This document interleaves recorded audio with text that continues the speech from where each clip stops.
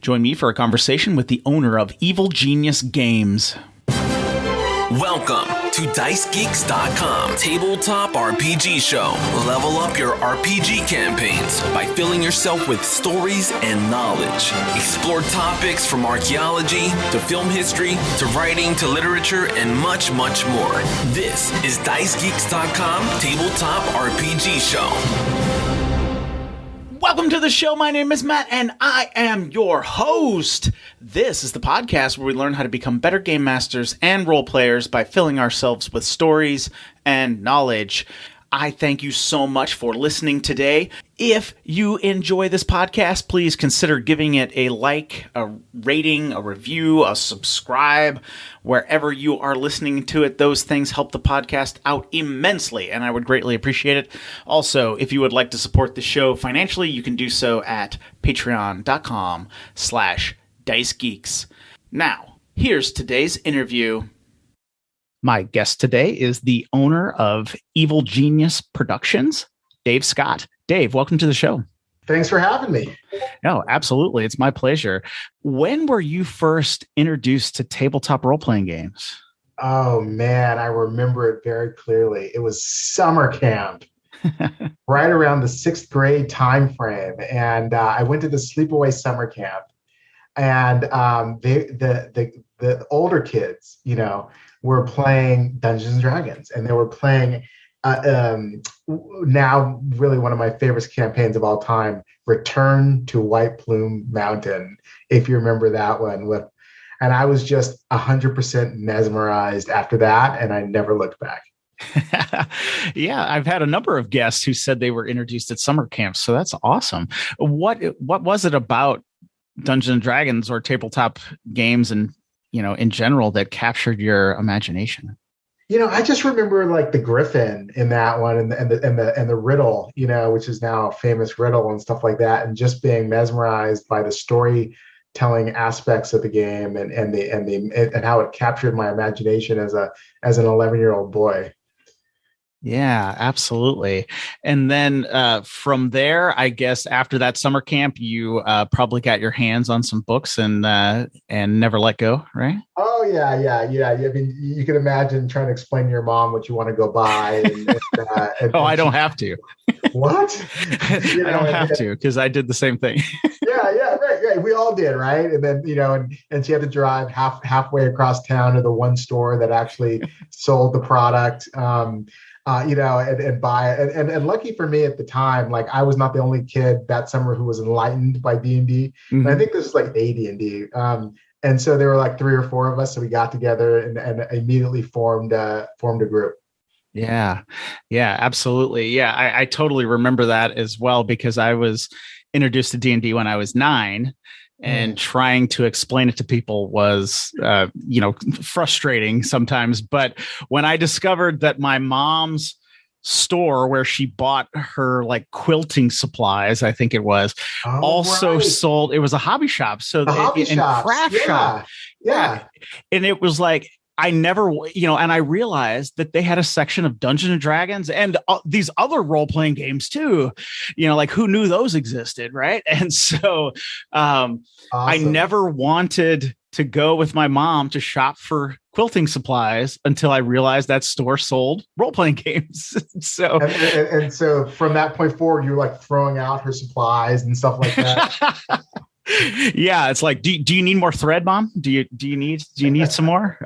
Because we should go to the hobby shop, right? I mean, do you need to go?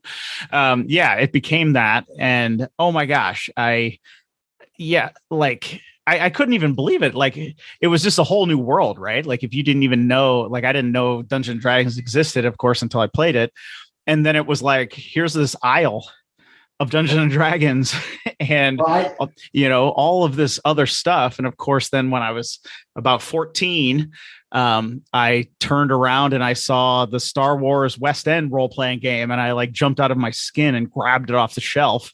Oh yeah. Before anybody else could grab it, even though there was nobody else in the aisle with me or whatever. Yeah, Bill Slavicsek and Steve Miller worked on that project, and what an amazing one. I had, what really blew my mind is I grew up in Sacramento, and like the one hobby store that carried it they had built in front of their, like, this is like in a strip mall, but in front of their like door, they had built like uh a castle, like a castle wall, Oh, wow. or a castle door structure with like a fake wooden door and the bricks around it, like that. And so like you go in and you were transformed into this medieval place, ye old shop where you bought these books. I mean, it was quite an experience that's been imprinted in my mind. Yeah. Yeah. Oh man, it was something else. And then it is interesting to kind of think about those days and where kind of like I had to beg people to play, or I had to, spend hours explaining what Dungeons and Dragons was to somebody. And now I'm seeing, everywhere, almost everywhere I go, there are people, I mention what I do, that I write D&D books or books for role-playing games and, or books that help people play Dungeons and Dragons. And people are like, oh man, I've been wanting to play. And it's just like everywhere I go, there are people who are wanting to play. And it's just an amazing time of just an explosion of the hobby. Yeah, it's funny how things have changed. I remember like hiding the fact that I played when I was a kid. Sure. Like I'd go to football practice and I'd sneak away, and then run to my friend's house and like open up the books and like, I couldn't hold them because I didn't want to be considered uncool. But now people like really embrace it. My son's elementary school has a D&D club and it's oversubscribed. Yeah. So I actually volunteered to teach these kids D&D over the summer break. And I had 30 kids signed up. What? And we only had like 3 tables set up. So we're like, all right, parties of 10. Oh my gosh. There's just too many kids. And half of them were like, I mean, they had their characters down. They had read the book. They had built out their characters. They had a backstory. They were running themes. I mean, these kids were really into it. And I'm like, you guys are so tiny, but they loved it and they had so much fun. Wow, that is amazing. 30 kids. And that's a phenomenon that I've been hearing from among all my friends with kids is there's these D&D clubs and they are oversubscribed everywhere across America. And I love that. Yeah. I mean, because I just remember kind of in the late 80s, early 90s that I just had to like go almost anywhere to, like I couldn't find people who were playing, I tell the story sometimes on the podcast that, I think it was like an 8th grade study hall. I see this guy pull a Ravenloft book out of his bag. And I just, right in the middle of the study hall, I just get up and just walk right over to him and was like, do you play D&D? And he's like, yeah. And I was like, we've got to play. Like we were just instantly friends, because it was just like, well, I was like, who do you play with? And he's like, nobody. I can't find anybody to play with anymore, And I was like, well, let's play, right? Like, and now to imagine that 30 kids in an elementary school are signed up to play. I mean, it's just, that just blows my mind. It's just awesome. Well, speaking of the 90s, I remember like going onto Craigslist and finding ads and then like traveling some guy's creepy house to play D&D, and that's how I found people to play D&D with. Yeah. My solution was a little different because I couldn't find people to play D&D, and really I was broke. And so the books were kind of expensive and it was such a harder sell. My thing was the West End Star Wars game, that it was a great introduction for people back then because, especially during the 90s, because I could just say, hey, do you know Star Wars? Yeah, of course. Would you like to be in the universe? Sure. That sounds cool. I have a game that lets us do that. And, so that was really easy for me then to get players. And I should have known that there was kind of this latent demand or latent interest in tabletop role-playing games, because I had a number of people who were willing to play the Star Wars game. It's just they didn't have, they didn't understand, I guess, exactly what Dungeons and Dragons was. Maybe, some people say it's the Lord of the Rings movies, from the early 2000s that really kind of showed people this, like, here, this is what it looks like in Dungeons and Dragons. You have swords and armor, and there are elves, and people are like, that's awesome. Let's do it. Yeah, I think you're probably right. Although, I was, like I said, I was very lucky. Like, there were probably maybe like 3 or 4 other kids which had the transformation I did during the summer. Yeah. We all had the books. We found each other somehow. So we jumped immediately into D&D. But I was always like a modern RPG guy. So like when Top Secret came out and like GURPS and Champions and Spycraft, I was always trying to convince my D&D friends to go play those games. Marvel superheroes, all that stuff. So I always had a penchant towards modern role-playing game, and just no one ever played with me. Yeah. And the Marvel superhero game from the 80s, of course, I've interviewed Jeff Grubb on the podcast, and we're going to talk, I have a feeling, about Jeff Grubb in a bit, since you are working with him. But that Marvel superheroes game, I think I went to the hobby shop when I was like 10, and I was looking at D&D books, and of course I was struggling with them, because like I didn't know what to buy. There were so many, and my little 10-year-old mind, I was, I wasn't a great reader or anything anyway. And I saw Marvel superheroes, and every Saturday morning I watched Spider-Man and His Amazing Friends, and there was this Marvel superhero game, and I picked that up and I bought it. And I took that home, and I was able to learn how to play, a 10-year-old by myself, just read the rule book, and I was playing that game. And that's really kind of where I, really kind of cut my chops, really kind of expanding some of my kind of game master techniques and stuff, because before that, like the old style Dungeons and Dragons, if people don't remember, like we just ran you through a dungeon, right? People just brought a character to me and I would run them through a dungeon. But the Marvel superheroes, right? Like you're in a 7-Eleven. And you're there's a supervillain robbing the bank, and and you're just like, it really forced me to kind of think about things and describe this, cities and streets and people. But I guess I'm wondering, why do you think you were kind of drawn to some of those modern role-playing games? Partly because I'm a movie nerd, and I just love sort of action films in general. I think that's part of it. I'm the guy who yells at the screen going, "No, what are you doing? Why are you releasing the guy? He's coming back in the next movie, or why are you kissing? Disarm that bomb already, So maybe that's part of it. But like, I was also a huge superhero geek, and so I loved the idea of playing superhumans. Oh, sure.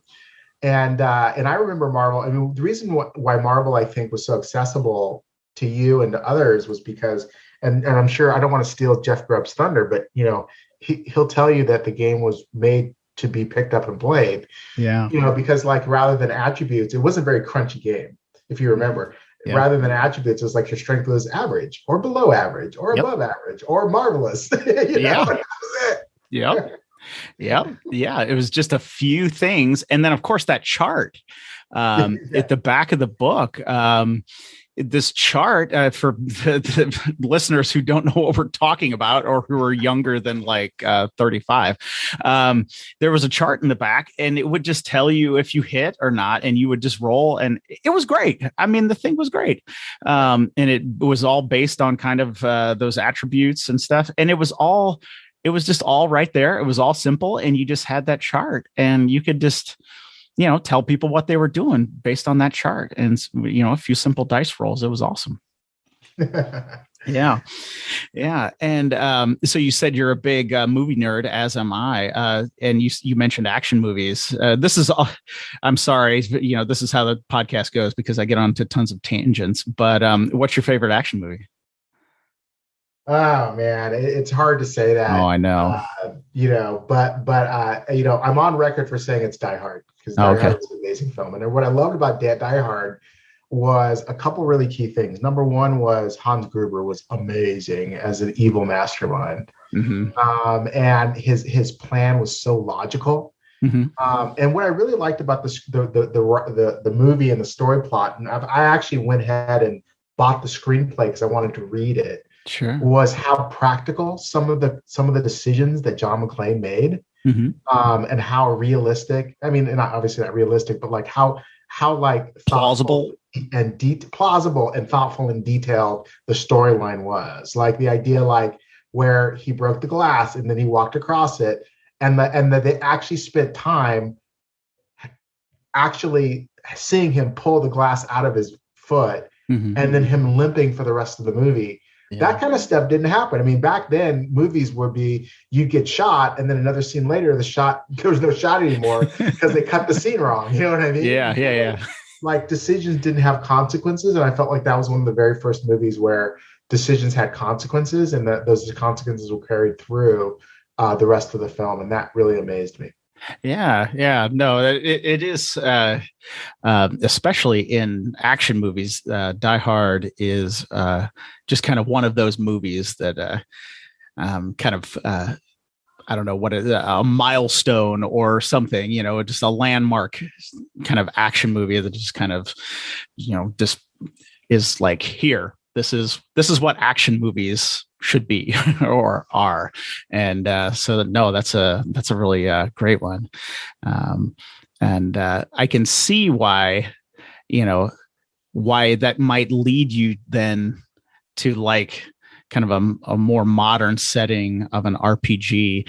And of course, I spent quite a number of years, I guess, also playing the Palladium, Heroes Unlimited, right? Yeah.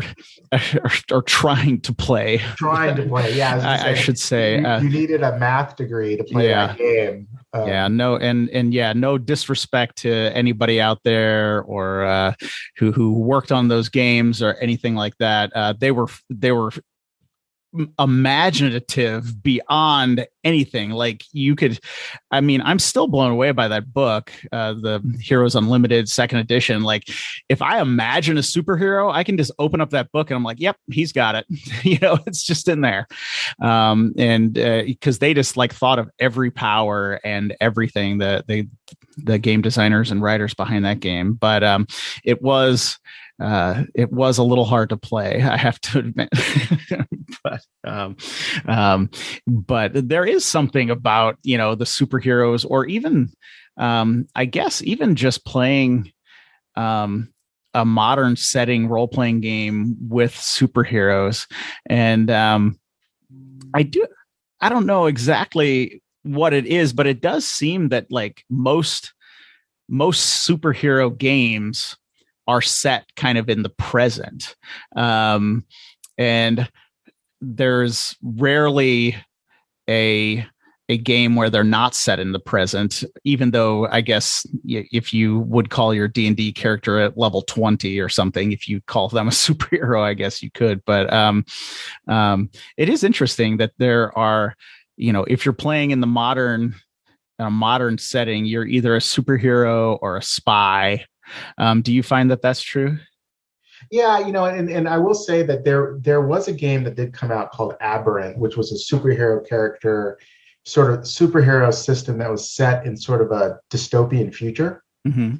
And so that one comes to mind as one that did not sort of did not fit the normal bill.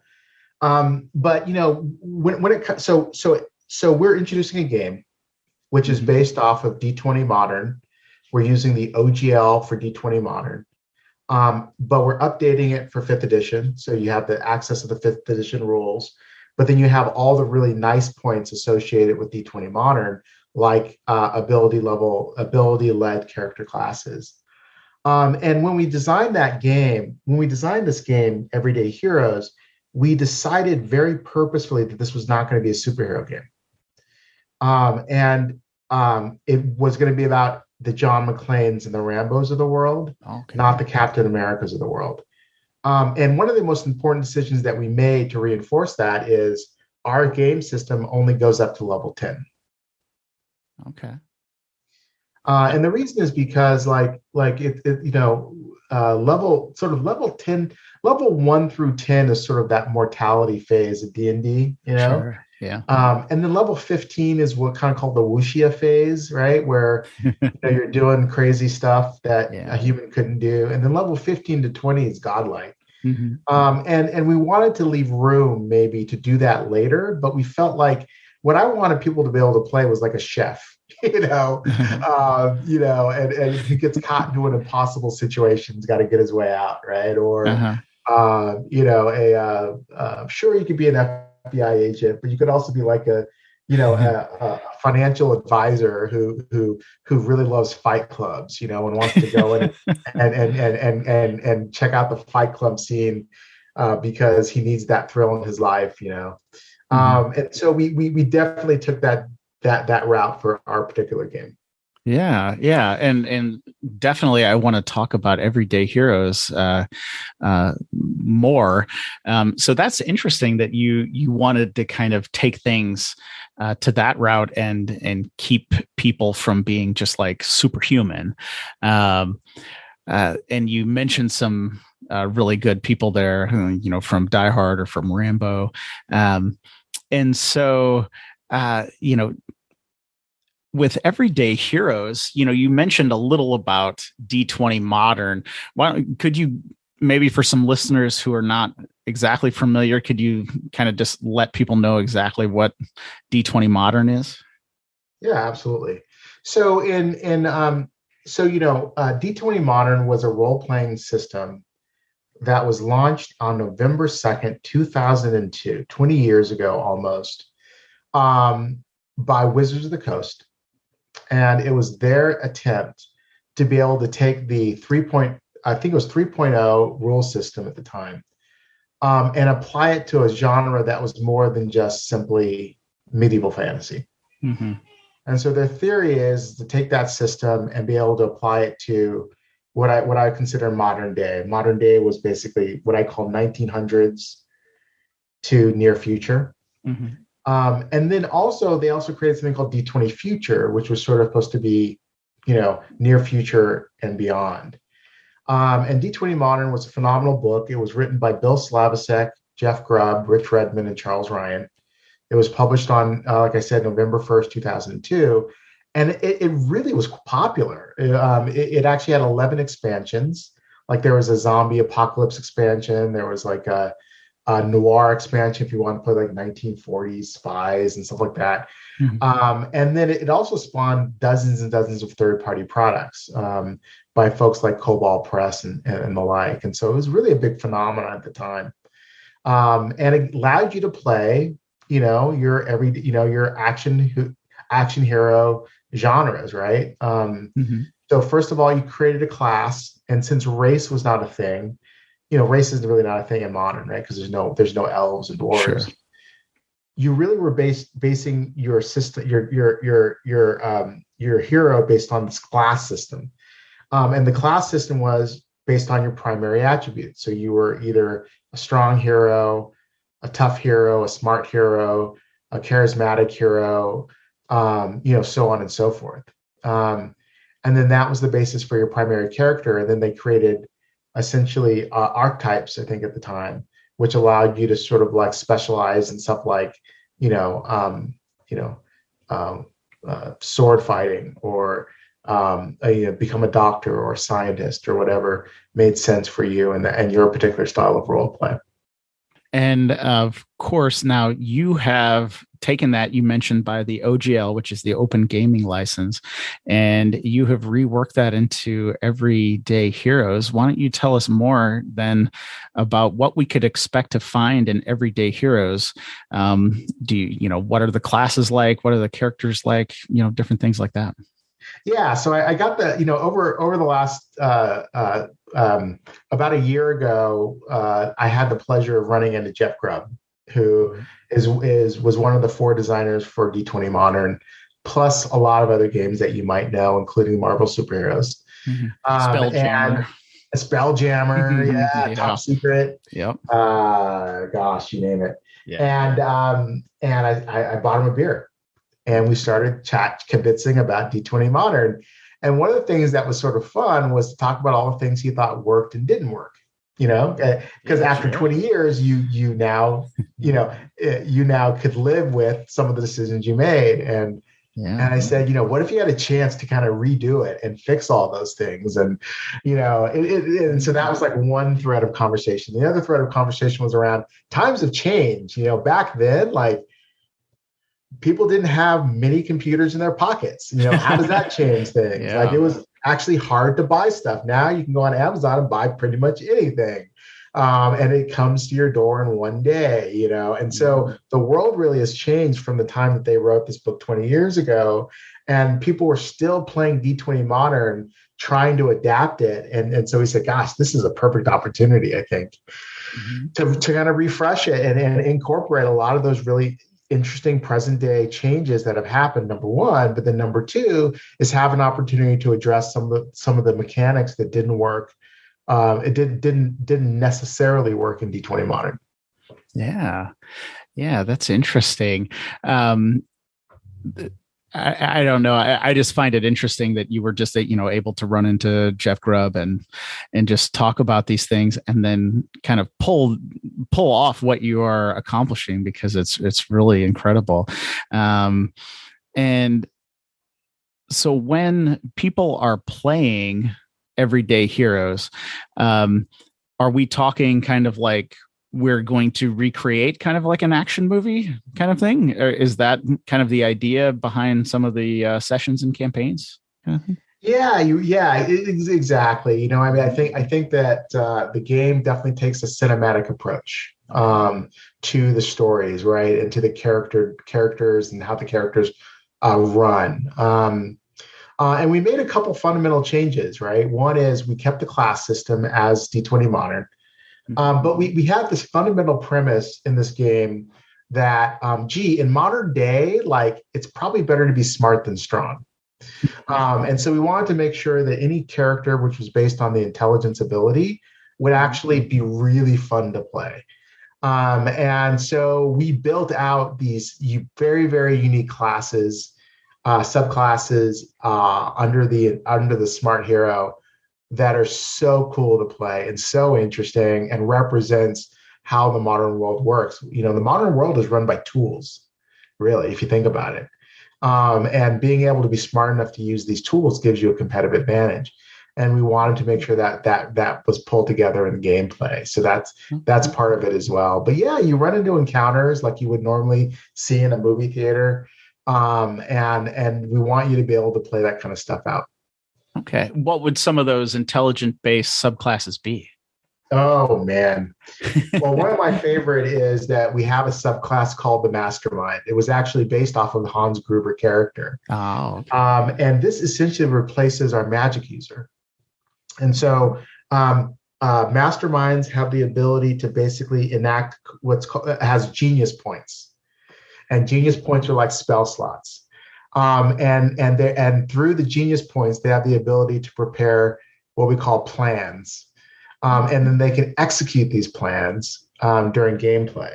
So, for example, I'm a mastermind. I'm sitting in front of the villain. The villain is telling me about his evil plot, and he takes a sip of his wine, which evil geniuses typically do.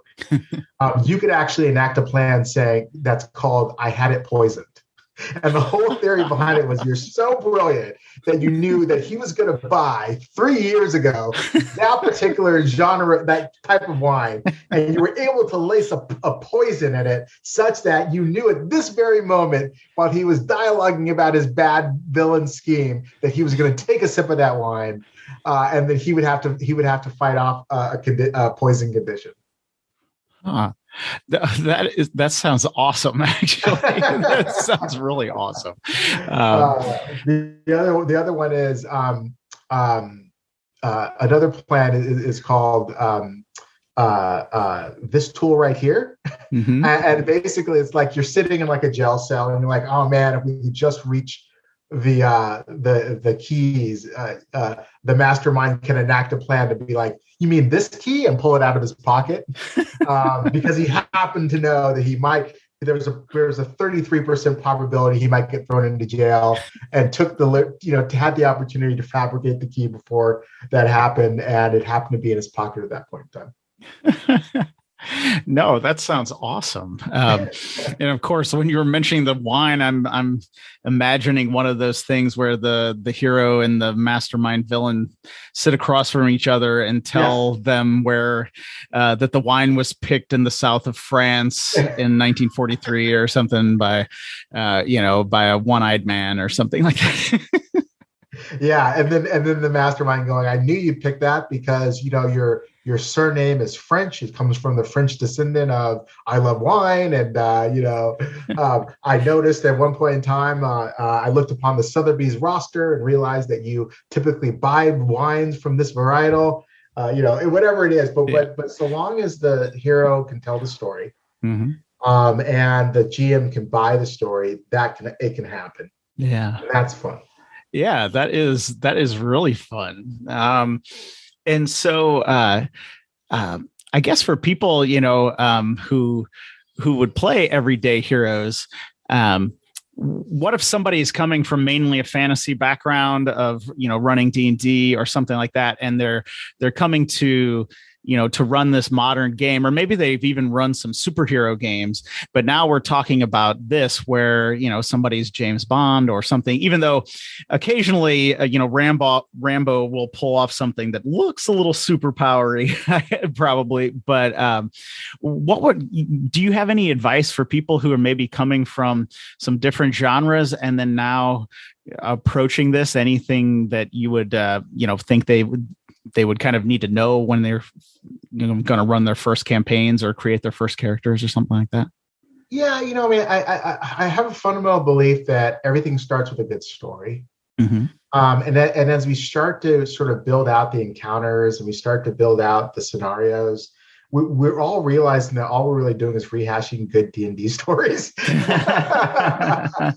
So we have this scene where we're running an encounter where the group of heroes had to sneak into a corporate office to steal the plans to this pathogen, and they had to sort of do so without getting noticed, right? And the whole time that we were running through this, I'm thinking, how is this any different than a band of partiers sneaking into a goblin camp in the middle of the night and rescuing some villagers that were caught? Yeah. Fundamentals are all the same. You got to pass the sentries. You got to sneak through and do some discovery across a variety of different locations.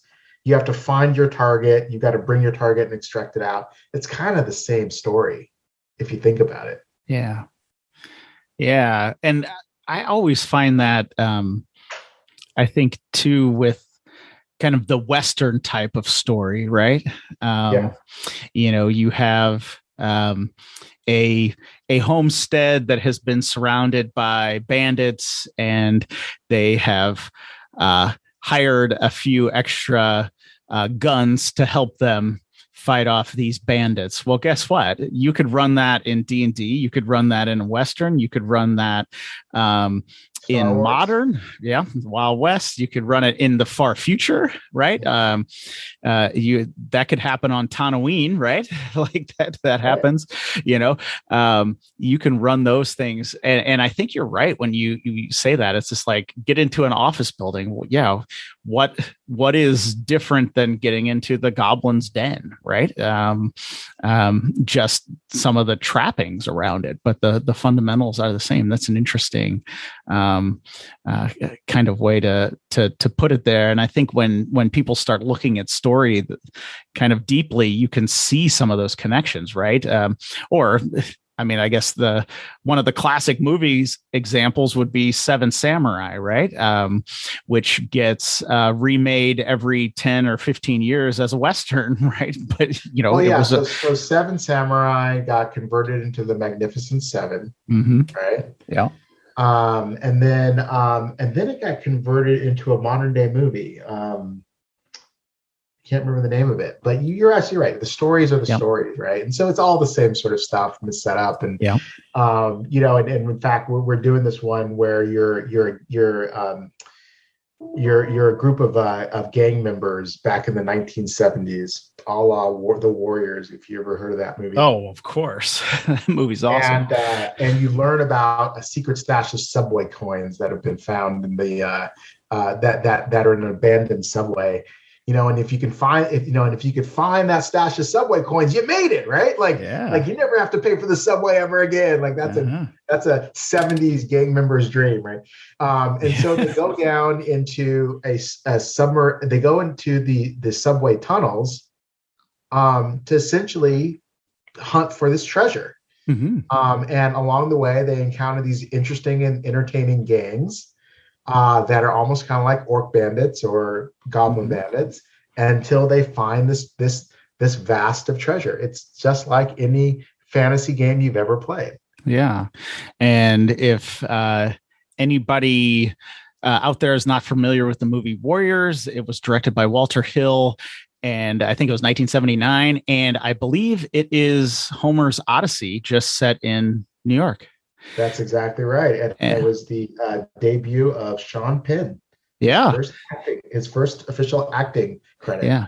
It also features some amazing music from the time as well, and went on to be very influential with a number of I don't know, maybe they're obscure now, but kind of influenced some albums by the band Twisted Sister with their lead singer, Dee Snider, who was heavily influenced by some of that. And the Twisted Sister album Come Out and Play is based on what happens kind of at the climactic showdown. The iconic statement. Yes, Warriors come out and play. Yes. And you talked about the iconic music, and I don't know if you remember the movie, but they actually, so the gangs use the radio stations to communicate. Yes. Yeah, they had, and there was this mysterious DJ who kind of spoke in code out to the, and I believe the actress was very upset because they only showed her lips. Yes. And she saw the movie. She became very upset and said that it would hurt her career because they didn't show her face. But she did an amazing job. But it works so well for the film because you only see like the microphone and her lips as she's talking into the microphone. What's really interesting about that is you start to see some of those flashes in the John Wick system, right? Oh, yeah.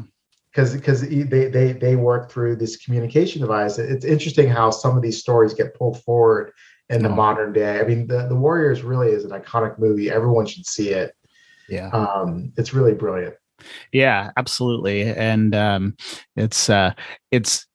there was oh man, I forget for what year anniversary, there was some really good behind the scenes like featurettes made for it, and where they interviewed the cinematographer and some of the different crew, and it was quite interesting to see how they got some of the interesting kind of looks for the film, including one where the cinematographer, I think, was being very honest, and they said that they were going to shoot in a park at night, and the director Walter Hill was like, didn't think about anything. So the cinematographer was like, well, I'll light it. And he puts lights in trees, and he thought it was kind of cheap, but it actually gave the scene kind of a really strange kind of look to it because the lights are hidden in the trees, and it was kind of an interesting look. But it's just funny to see how some things like that come about. And of course, I'm doing this from memory, so because we hadn't planned on talking about the Warriors, but I maybe I think about the Warriors too much. I don't know. It was a good movie though. Yeah. Yeah. And so that is interesting. But your point though, about how certain elements get pulled forward, I think that's what some some actually very brilliant minds have talked about that.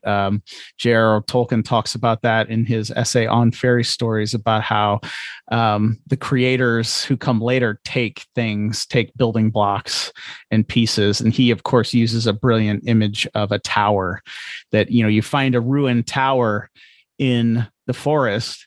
Well, you don't throw away those cut blocks, right? Those are still good. So you use those to build your tower with, right? And when your tower becomes ruined and forgotten, some other creator comes along and takes those blocks and builds something else out of it. And I think that's what we can see happening in, movies all the time. Like in my conversation with John Walsh about Escape from New York, right? The 24-hour time limit that is placed on Snake Plissken, right, comes from High Noon, which I'm sure came from something else before High Noon. And it's just really interesting to see those elements. And I really think that game masters, while we're reading books and while we're watching movies, watching TV shows, should remember some of those little things. And we put those into our campaigns and we put those into our sessions. And they just, they help our players really connect with the story better. Not only do they help the story to be better in the first place, they help our players to go, oh man, was that like in Escape from New York? That is so cool. Oh, was that like in The Warriors? That is so cool. And so I think game masters should kind of steal some of those things all the time. I don't know if you have any thoughts on that. I'm kind of rambling. Sorry about that. Yeah, and I actually I have a certificate in screenwriting from UCLA, and I just took an online course and wrote a bunch of screenplays. But one of the anatomies of a really good screenplay is what's called a timing element, right? And the timing element pushes things forward in the story. And so if you ever watch a movie, just look for the timing element, because every good movie has one. Mm-hmm. And the Warriors is a perfect example of it, right? They have to timing bit of it, or Escape from New York with the 24 hours. There's always something like that has to push the story forward. And I think that really, really good modules, and I'm a Pathfinder fiend, they're really good at that, and giving you a sense of urgency to what you're trying to do. Yeah. And of course, the Warriors have to get back to their home turf before dawn, Before dawn. Yes, before dawn. And, why? I have no idea, but dawn is the time. Yeah, dawn is always kind of the time. I don't know. But they had to get back before dawn. Well, it was they had free reign to kill them unless they were on their free turf. But yes, it was before dawn. But yes, that there is kind of this timing device. And it's interesting that you mentioned that you have a certificate in screenwriting, because when I was in college, I studied screenwriting as well. And I'm finding that a lot of people who are involved in tabletop role-playing games have either had aspirations, or do currently work in film or television. And it, let alone all the ones who are novelists as well, because and I shouldn't be surprised. I usually am, but I shouldn't be surprised, because we all love stories so much, right? We just love telling the stories. We want to be able to craft them ourselves. Did studying screenwriting help you when you're coming to run games? Then I would imagine it did. Well, I think that you raised a really good point, which is that I just love storytelling in general. That's why I'm African-American who likes country music, right? Because it's got great stories in it. I don't care where the story is. I just love stories.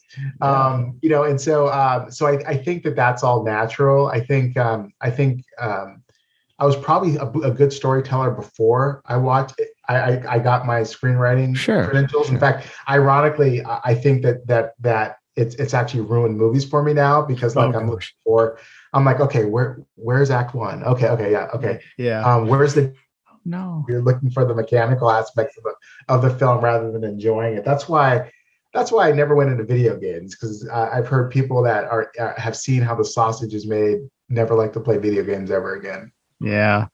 I get in trouble sometimes with people talking about movies, I think, because, because I also spent time, as a kind of like a guerrilla filmmaker, just making some of my own movies and writing a number of screenplays. And usually I try to say, I'll see a movie or something and I'll be like, I enjoyed it. I had fun watching it. And they'll be like, no, like, what did you really think? And I'd be like, okay, here. And then people are like, oh, I'm sorry I asked.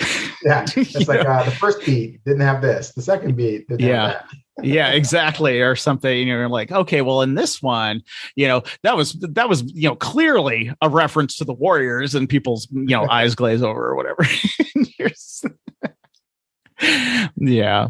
But I think your point about the stories, and even about the country music, if the song has a story in it, who cares what genre it is, right? Because we love the story, right? Yeah, and sort of like it was interesting because when we announced that we were working on this project, we had a lot of people, we had a few people who were like, ew, 5th edition. I've never played 5th edition. Yeah. And I respect them for that. But from my perspective, all I'm doing is giving you the ability to be able to tell a really interesting story. For me, the system is almost irrelevant. Like you fall back on the system because you have to, because it creates boundaries. But like, I just wanted to make sure that Everyday Heroes gives you the tools to tell the stories that you want. And 5th edition was so accessible that's why we chose it. Appreciating the fact that people have homebrews and they change things and modify things, and they take the parts that they don't like and they throw it away and they keep the parts they do. And that's the beauty of role playing. And that's the beauty of having a game master. So I'm more excited about the fact that we're giving you the setting to be able to tell your stories than necessarily that we're introducing another 5e rule set. Yeah.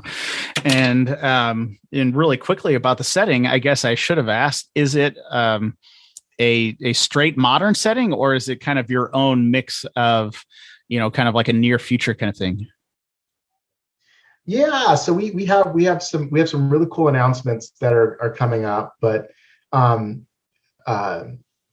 we're building the rule system, and then we are announcing a series of world books that are going to go on top of the rule system that allows you to be able to set up different types of settings, right? And so D20 Modern did the same thing. They had a zombie apocalypse setting. They had a noir setting.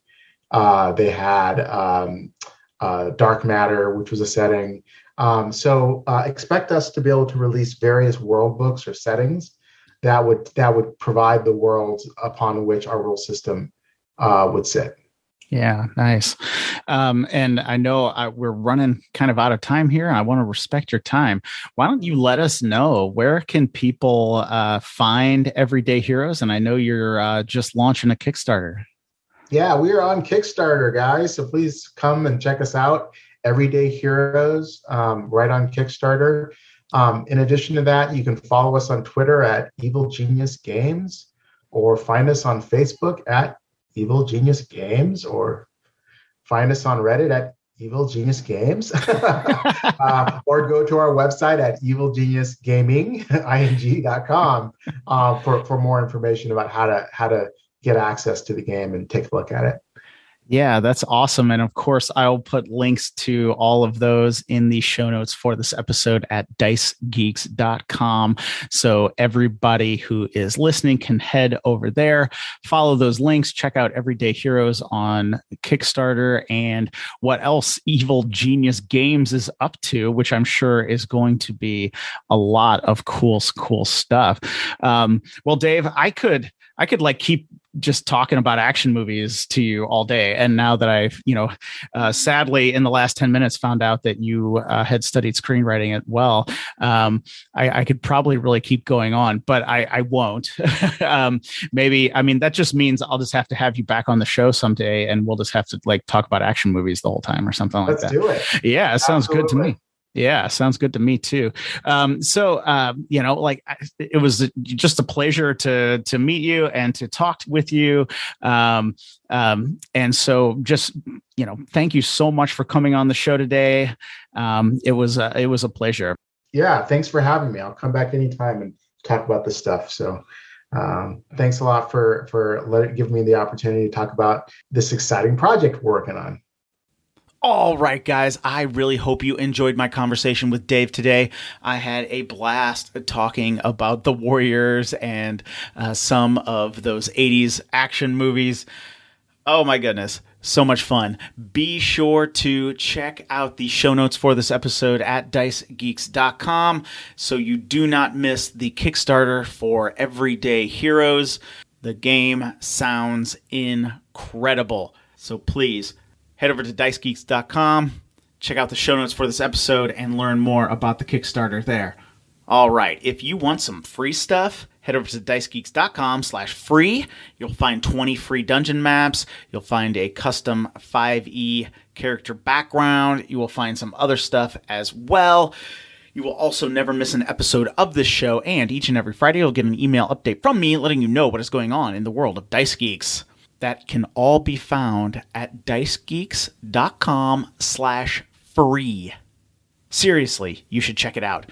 I thank you so much for listening today. It is my pleasure to come to you each and every Wednesday with an awesome game designer, writer, novelist, filmmaker, historian, archaeologist, whatever I can find to help us learn more about this great hobby of tabletop role-playing games. So, until next Wednesday, keep gaming!